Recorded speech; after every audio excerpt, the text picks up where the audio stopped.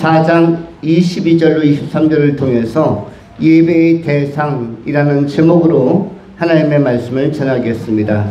특별히 요한복음 22장에 집중해서 요한복음 4장 22절에 집중해서 말씀을 전하겠습니다.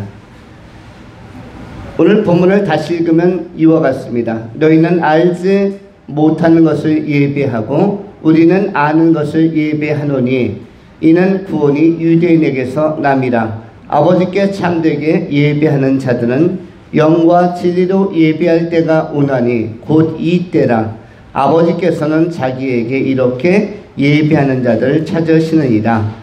이 말씀 가운데서 22절에 집중해서 말씀 전하겠습니다. 너희는 알지 못하는 것을 예배하고 우리는 아는 것을 예배하노니 이는 구원이 유대인에게서 남이라.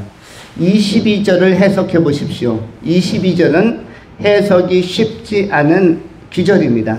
문장은 한 문장이요, 글은 한글로 번역되어 있는데 의미를 깨닫고 정확하게 해석해서 적용하기는 어려운 것입니다. 난해한 것이라서 이 본문을 다시 설명하고자 설교하는 것입니다.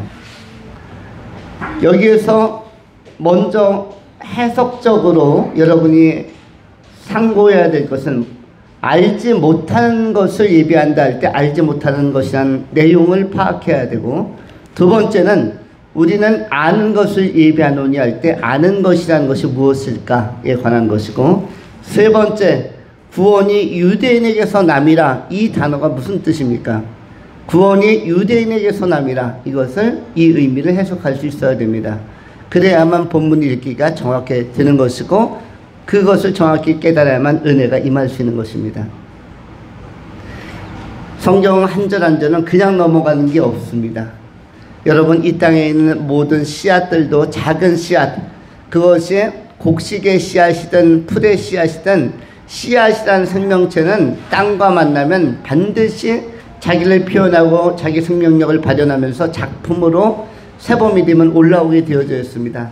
씨앗은 하나하나가 다양한 유전 형질을 가지고 다양한 생명의 그 풍성을 가지고 이렇게 작동하고 활발하게 자기를 표현합니다.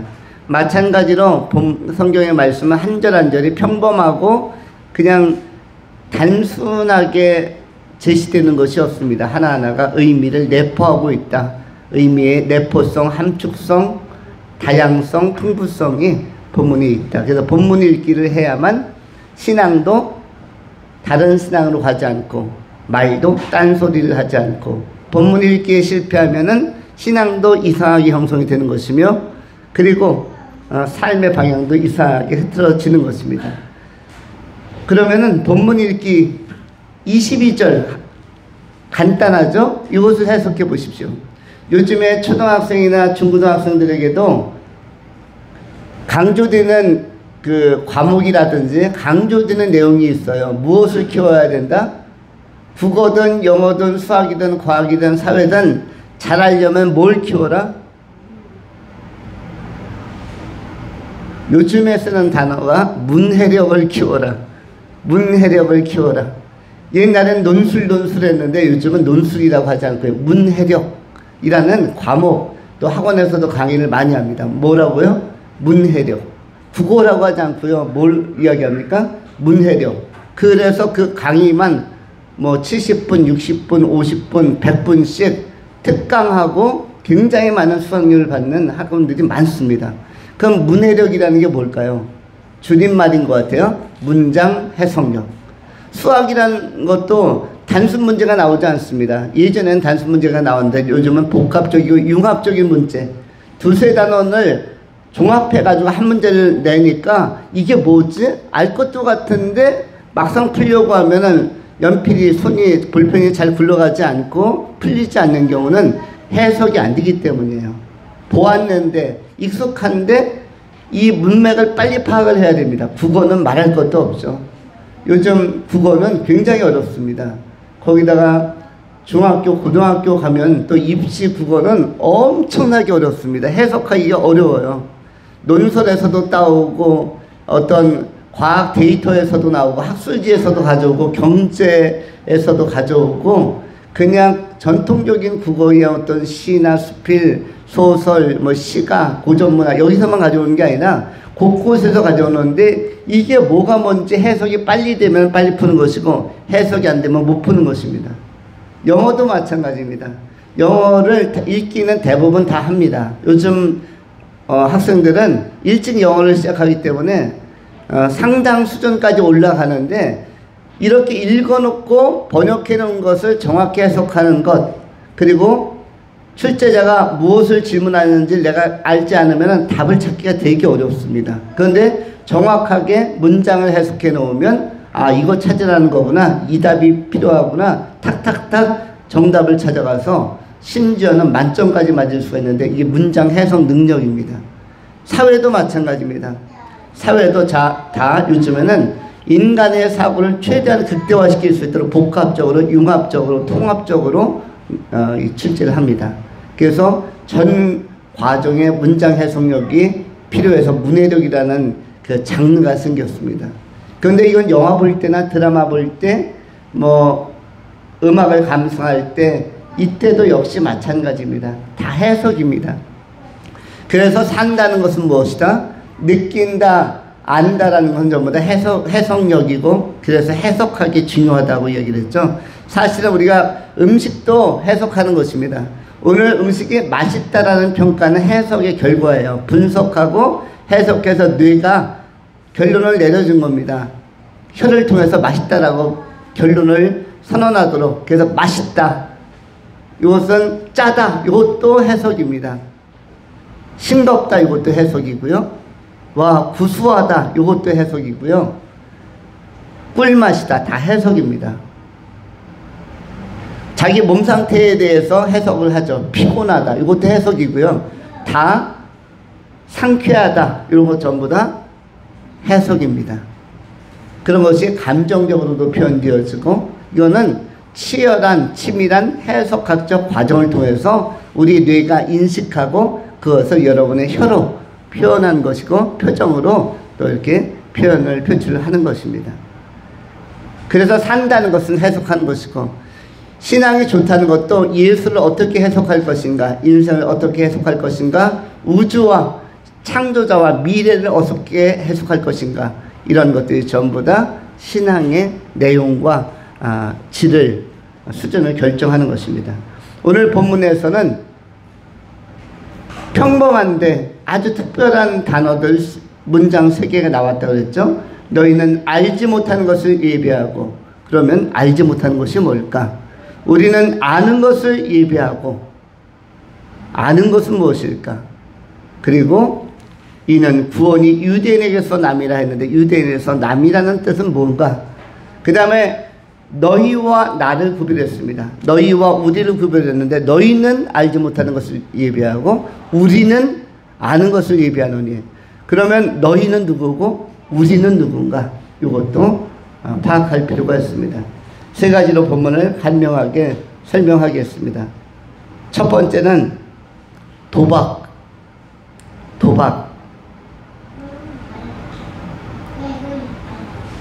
두 번째는 계시. 첫 번째는 도박, 두 번째는 계시, 세 번째는 추구.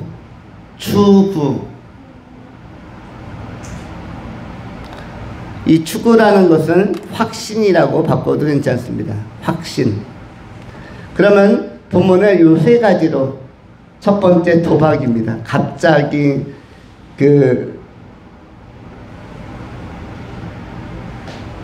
도박이 나오니까, 예배 이야기하다가 도박이 나오니까 뜬금이 없는 것 같죠.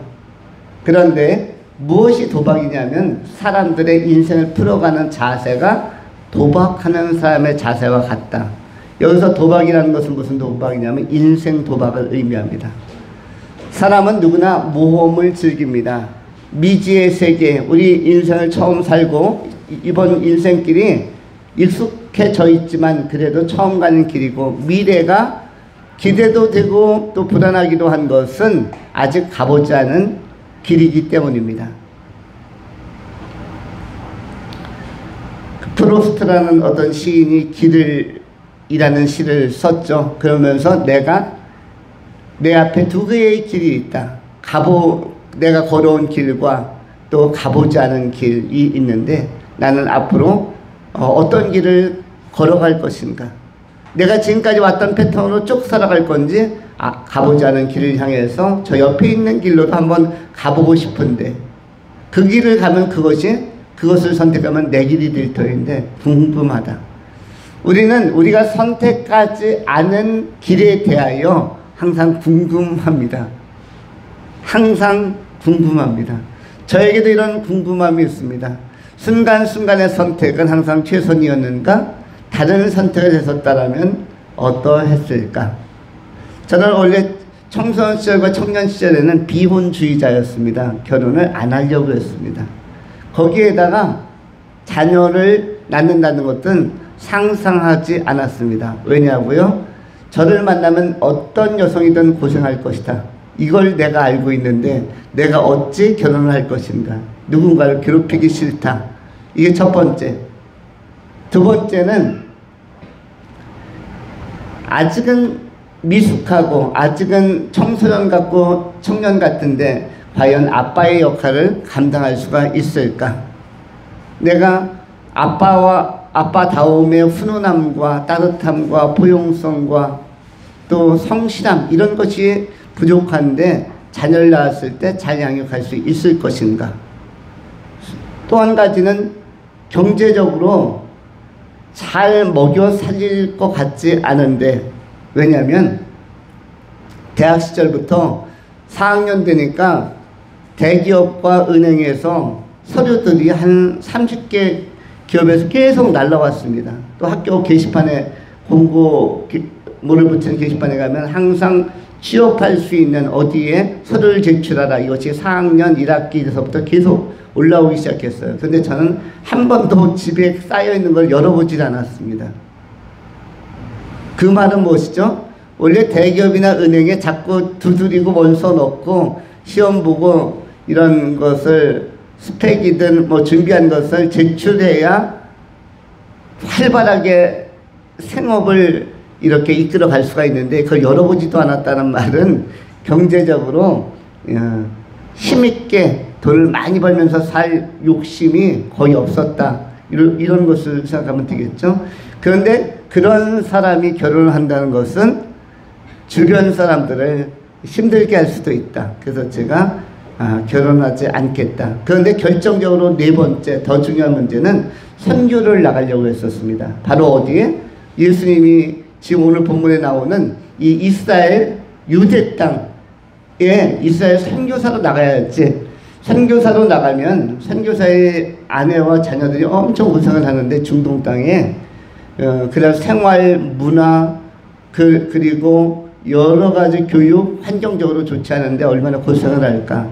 그래서 그런 길이라면 혼자 자기 십자가 가지고 자기 부인하고 가는 것이 좋지 않을까라는 그런 길을 쭉 걸어가려고 하다 20대 중후반 접어들면서 어느 날 하나님께서 마음에 이런 감동을 주셨습니다.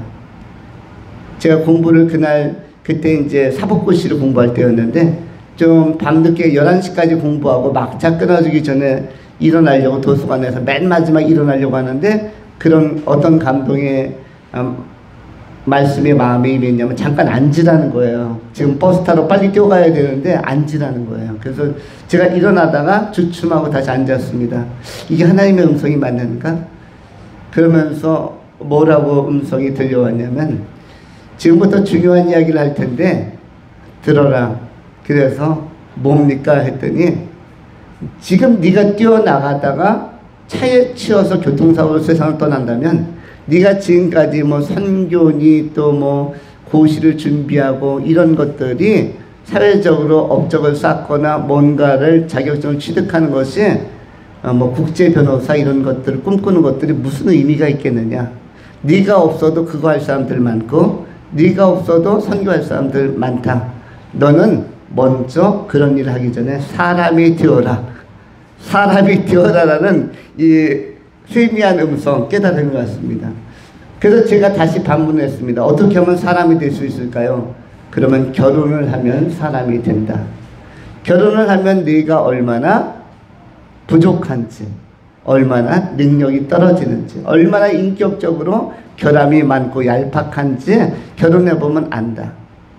아내가 하는 한마디에도 쉽게 삐질 수 있는 너를 발견할 것이고, 그리고 지극히 작은 거에서도 참지 못하는 너를 발견할 것이고, 넌 결혼하지 않으면 그성을 발견하지 못한다. 항상 고상하게, 점잖게, 신사적으로 살아갈 수 있겠으나 결혼을 하게 되어지면, 한 자매와 더불어서 살게 되면, 한 인간과 딱 붙어서 살면은 네 바닥과 한계가 바로 드러날 것이다.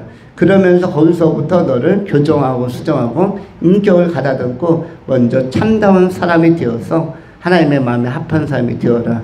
이러한 마음을 들면서 제가 그 순간에 결혼을 하기로 결정을 했습니다.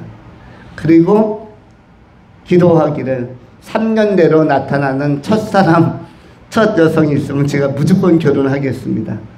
그가 그 장애를 가졌던, 휠체어를 타고 평생 밀어야 하던 그 결혼을 하겠습니다라고 제가 순종하면서 마음에 받아들이고, 그때서부터 결혼으로 방향을 바꿨습니다. 요 두 번째 결혼하겠다라는 것은 저에게는 가보지 않은 길이었어요.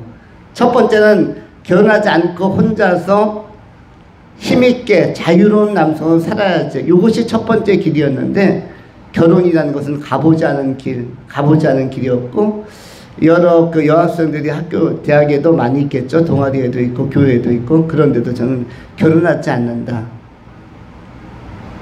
내 앞에서 자꾸 서성대지 마라, 이렇게 이야기를 했어요. 좀 도도해 보였을 수도 있습니다. 그랬는데 결혼이라는 건 저에게 안 가본 길이었는데 그 선택을 했어요. 그런데 역시 모든 길은, 인간의 길은 가보나 안 가보나 쉽지 않은 길들입니다. 내가 선택하지 않은 길들도 쉽지 않은 길들이죠. 그리고 내가 지금 선택하고 있는 길들도 역시 만만치 않은 길입니다. 이런 것은 뭐에 속하냐면 그 작은 모험에 속하는 것이죠. 작은 모험. 우리는 지금도 올해도 여러분 어떤 사업을 구성하는 사람도 있을 것이고, 어떠한 진로를 탐색하는 사람도 있을 것이고, 또 학생들 같은 경우는 이 학원을 갈 것인가 저 학원을 갈 것인가, 이 학원이 나을까 저 학원이 나을까, 이 과목 수강을 할까 저 과목 수강을 할까 고민도 합니다. 과외를 해볼까 학원을 다녀볼까, 선택의 그 여러 가지 영역이 있지만 그러나 결국 하나를 선택하게 되어져 있는데, 어떤 길로 가도 인생 길은 쉽지 않다, 거의 비슷하다, 대동소이하다 인 것입니다. 오늘 본문에서 이 예배의 질문을 예수님과 하고 있는 이 여자, 19절부터 여자가 라고 되어져 나와 있죠. 여자가 이르되 주여 내가 보니 선지자로소이다. 우리 조상들은 이 산에서 예배하였는데 당신들의 말은 예배할 곳이 예루살렘에 있다더이다. 이 여자에게 17절부터 남편 이야기가 나옵니다. 여자가 대답하여 이르되 나는 남편이 없나이다. 예수께서 이르시되 네가 남편이 없다는 말이 옳도다. 너에게 남편 5이 있었고 지금 있는 자도 네 남편이 아니니 네 말이 참되도다. 남편 이야기가 나오는데 남편이 5명 있었고 현재도 남편 같은 사람인데 6명이라는 것이죠. 그런데 이 말은 뭐죠? 이 여자는 결혼을 한 번도 안 한 게 아니라 결혼을 해보았는데 남편이 5이 있었다라는 것은 결혼을 했었다는 것을 의미합니다. 그런데 5명을 만나보았는데 그 사람이 그 사람이었고, 첫사람 만났는데 고생 억수로 하고 엄청 해서, 그래서 그 선택 버리고 두 번째 선택했는데 역시 난이도 높게 고생을 했기 때문에 세 번째를 선택한 거겠죠. 그보다 5을 넘어 6이 되었다. 그런데 지금도 너에게 안정감을 주는 존재는 되지 못하지 않느냐, 이것을 이야기합니다. 남편과 여편에 관해서는 제가 주중에 설교를 했습니다. 그 유튜브를 보시면은 남편과 여편이라는 제목의 영상이 올라와 있습니다. 여기서 남편과 여편은 창세기 2장에 나오는 돕는 배필 헬퍼입니다.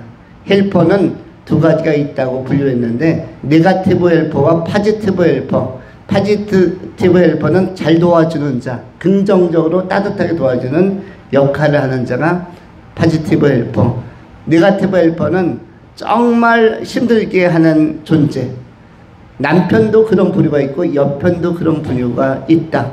그런데 남편은 의지할 만한 존재가 되어야 하고, 여러분 남편 할 때 남자가 한문으로 어떤 것을 보고 만든 글자이죠? 한문은 상형 문자인데 남자를 분석하면 밭전자에다가 심력자입니다. 밭을 열심히 힘있게 가는 파이팅 넘치고 파워가 넘치는 그러한 인간을 남으로 표현했어요. 남성으로. 그러니까 남성은 활동력과 힘도 있고, 그리고 힘도 좀 쓰고 여러 가지 경제와 또 여러 가지 성실하게 일도 할 수 있는 그런 존재는 여성의 그 여성보다 더 근력을 써야 될 일들 남성들이 내가 할게 할 수 있는 이런 것들, 그런 것들이 남자에 들어있고, 여성은 어떤 특성을 가지고 있냐면 미련하면 안 된다라고 성경이 규정을 하고 있습니다. 어디에 나와 있죠?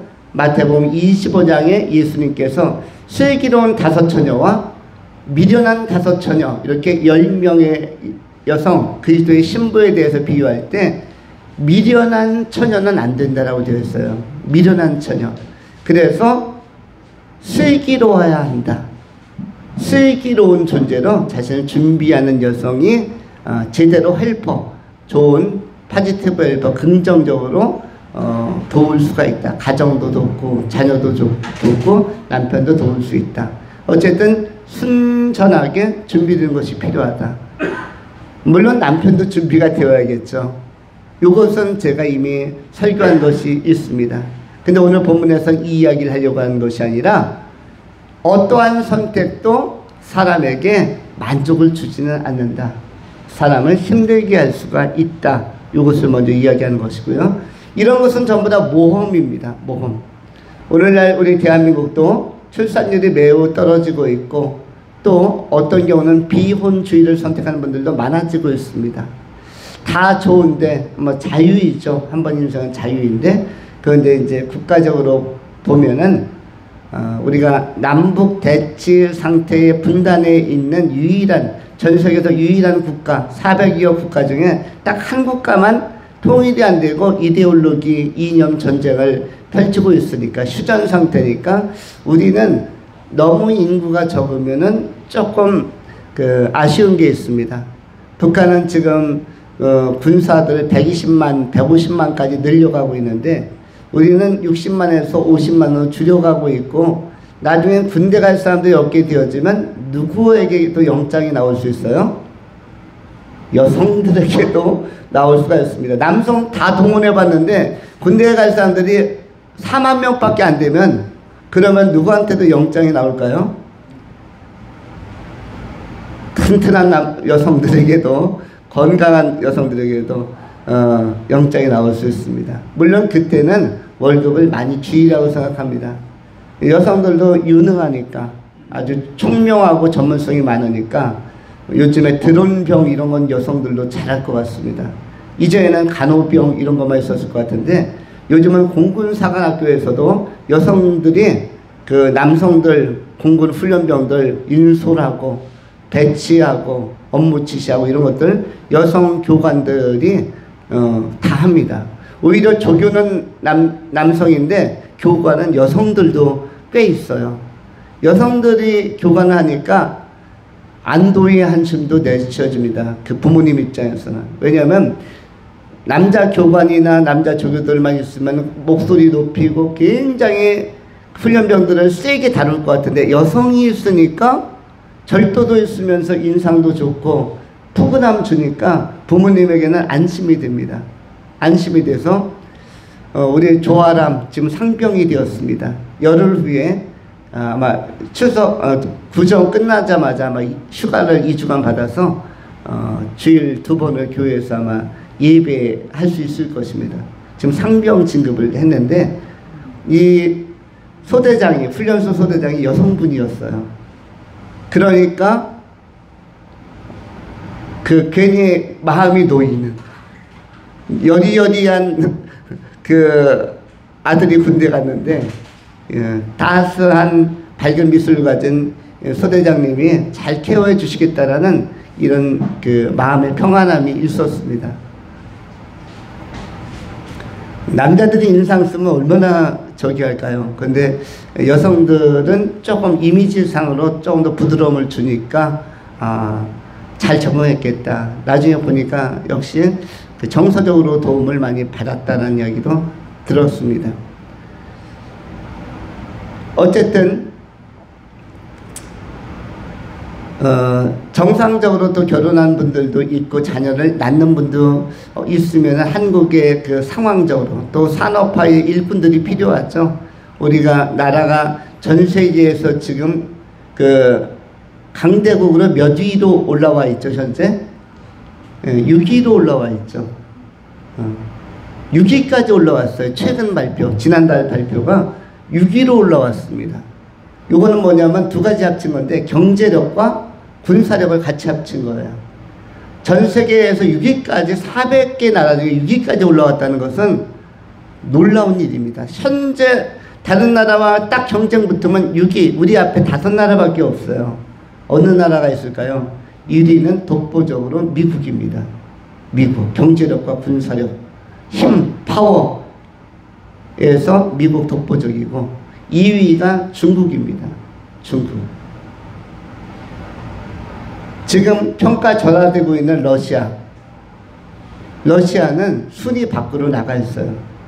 우크라이나에도 안 되는 러시아가 다른 나라 진짜 센 나라랑 붙으면은 러시아가 점령당할 가능성이 상당히 높습니다.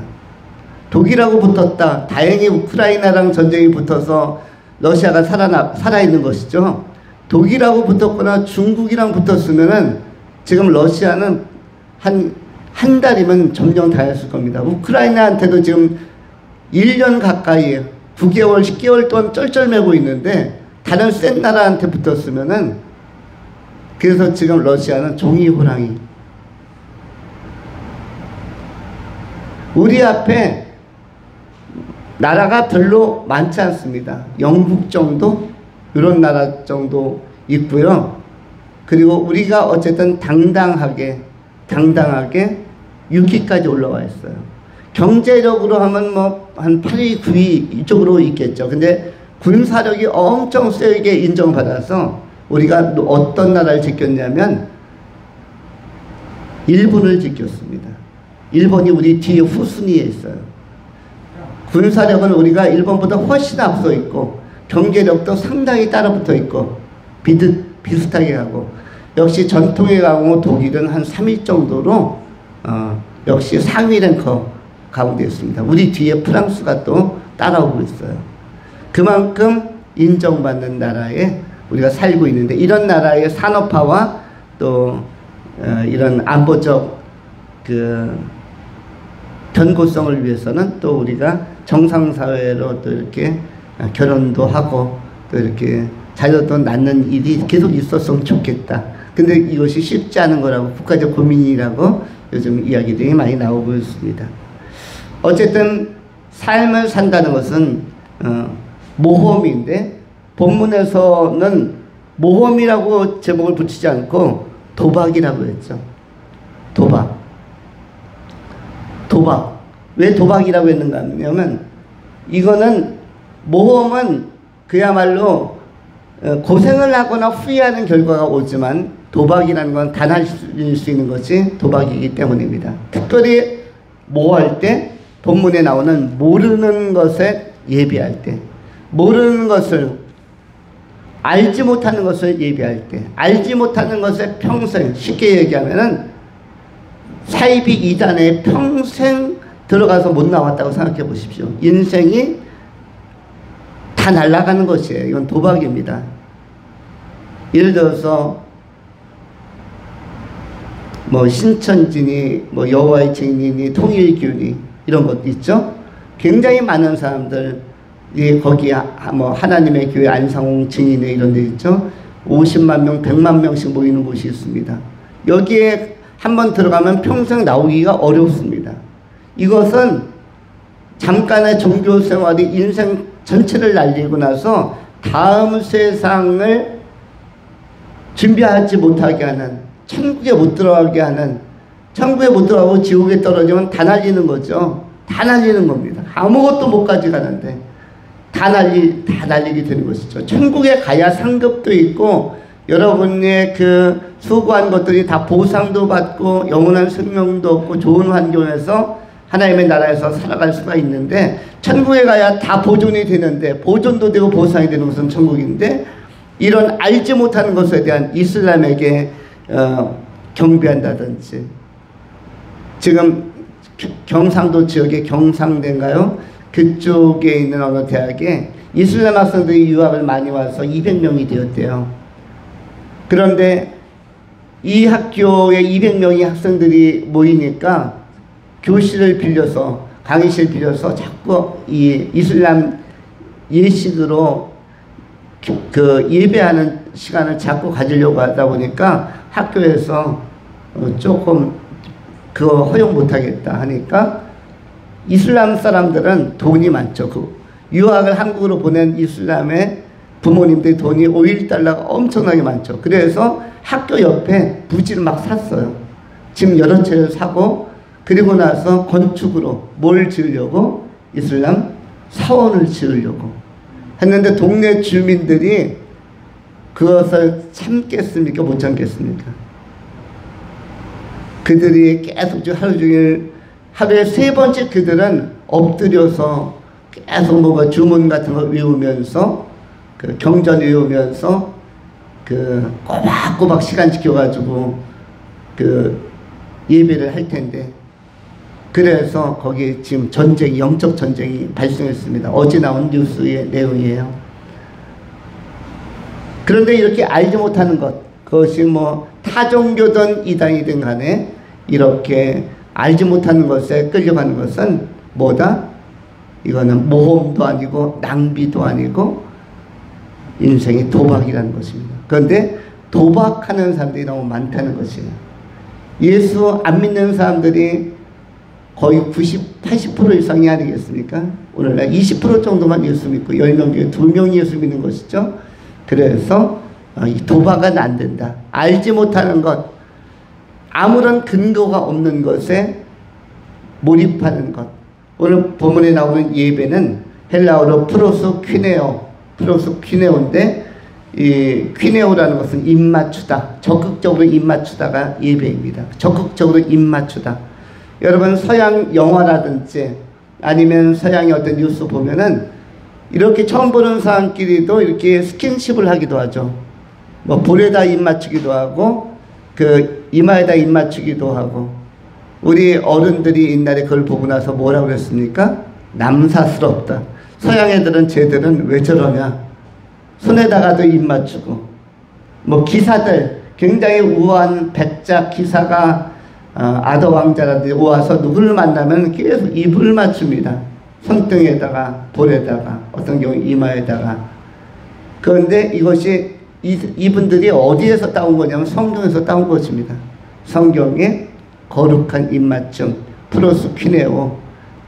그래서 퀴네오가 입맞추다고, 프로스는 적극적으로 앞으로 전진하면서, 이런 뜻인데, 예배가 그런 것입니다. 하나님 앞에 나가려고 적극적으로 나가는 것이죠. 그런데 이러한 것에 존경심, 또 경배심, 충성심, 이런 것이 다 담겨 있는 것이죠.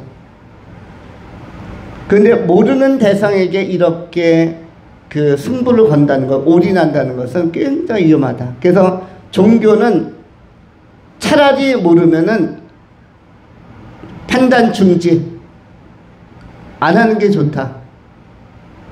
종교가 아직 선택을 안 했다, 이것이 나은 상태이지, 이미 나는 무슨 불교 신자다, 이슬람 신자다, 나는 무속 신앙이다, 이런 것, 난 어떤 이단의 어떤 종파에 들어가 있다, 이게 더 위험할 수도 있습니다. 참다운 신 예수 그리스도를 통해서 생명을 얻기까지는 신중한 것이 필요한데, 너무 도박을 빨리 건다 이고요. 도박을 거는 사람들의 숫자가 점점 늘어가고 있다 인 것입니다. 전 세계 70억 가운데 60억 이상이 지금 도박판에 들어가 있는 사람들이고 나오지 않고 판돈을 계속 거는 사람들이에요.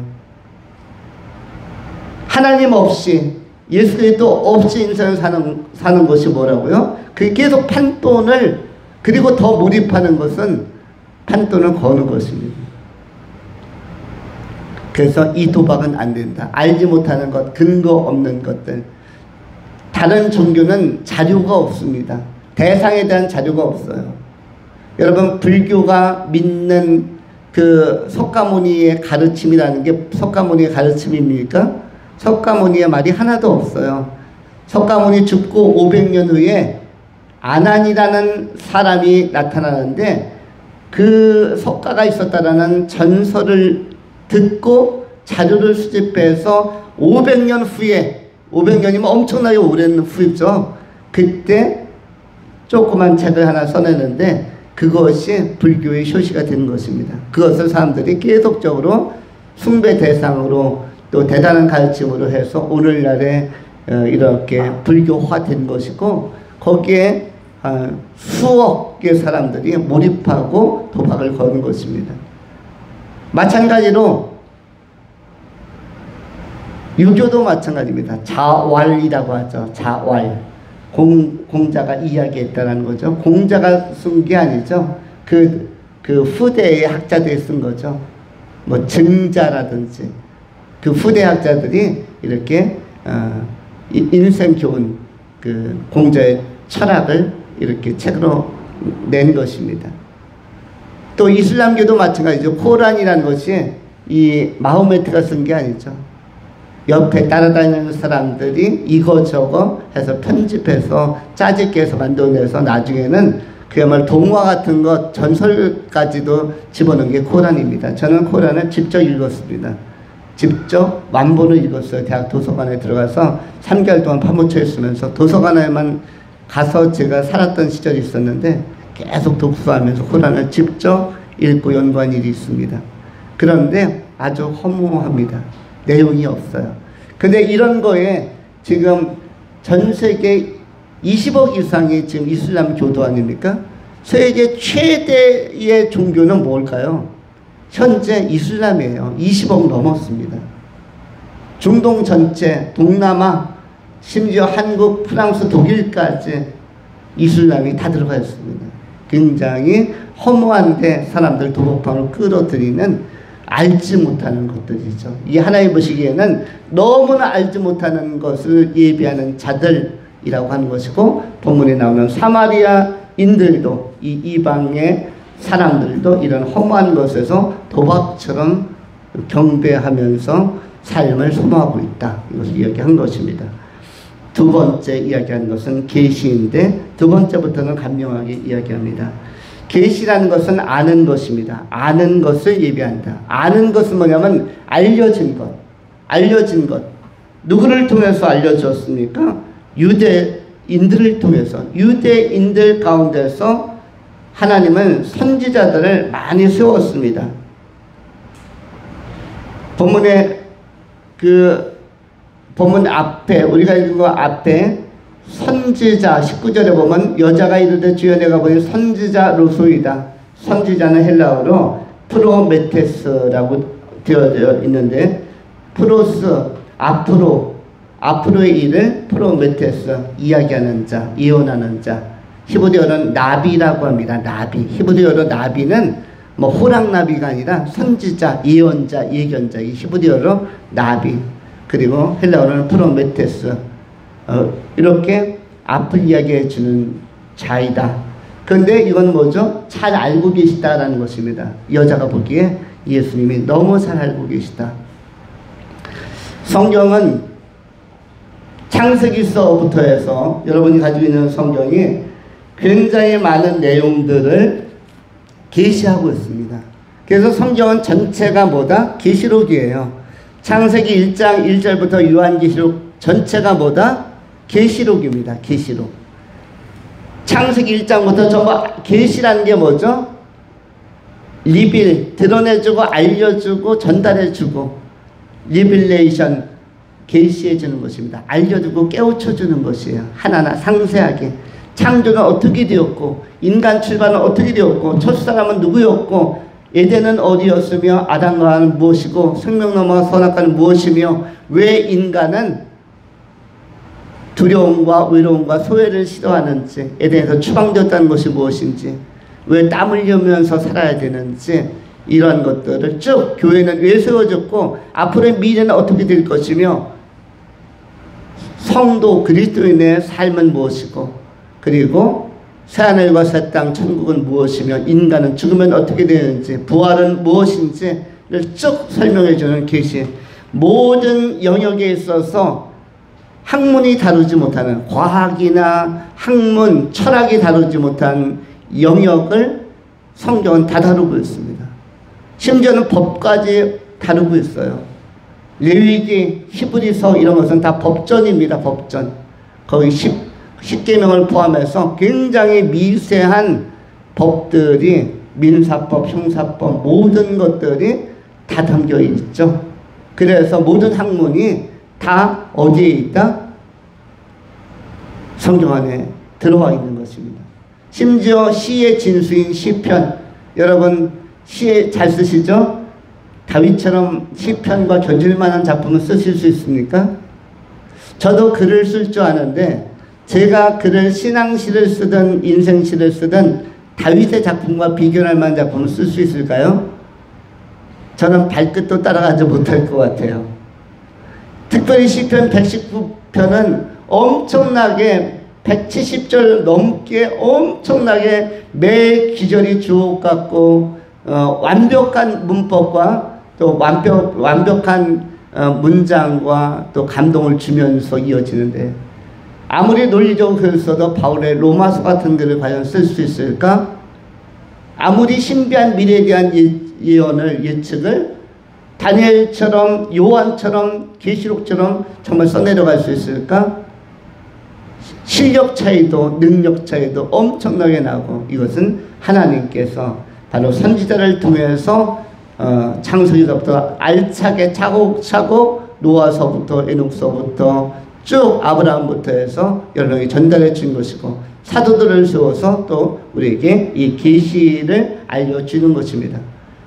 그래서 계시 사건 계시자 성부 성자 성령께서 우리에게 하나님 자신을 알려주심으로 바르게 알고 바르게 예배하게 하는 것입니다. 지금 우리가 설교하는 것은 말씀 듣는 것은 바로 알고 바로 믿으려고 지금 이 시간이 계시를 나타내는 시간이고 하나님을 알리는 시간인 것입니다. 우리는 이 아는 것을 예배한다. 그래서 참으로 경배할 자를 경배하고 예배할 자를 예배하는 이 참다운 신앙이 매우 중요하고 이것이 구원으로 가는 것이고 구원이란 단어가 바로 22절 끝에 나오죠. 구원이 유대인에게서 남이라. 구원이란 단어가 지금까지 안 나오다가 구원이란 단어가 탁 튀어나오는 것입니다. 수많은 믿음의 선지자들과 유대 땅에서 세워진 나타난 대선지자, 소선지자, 이사야든 에스겔이든 수많은 선지자를 통해서 증거된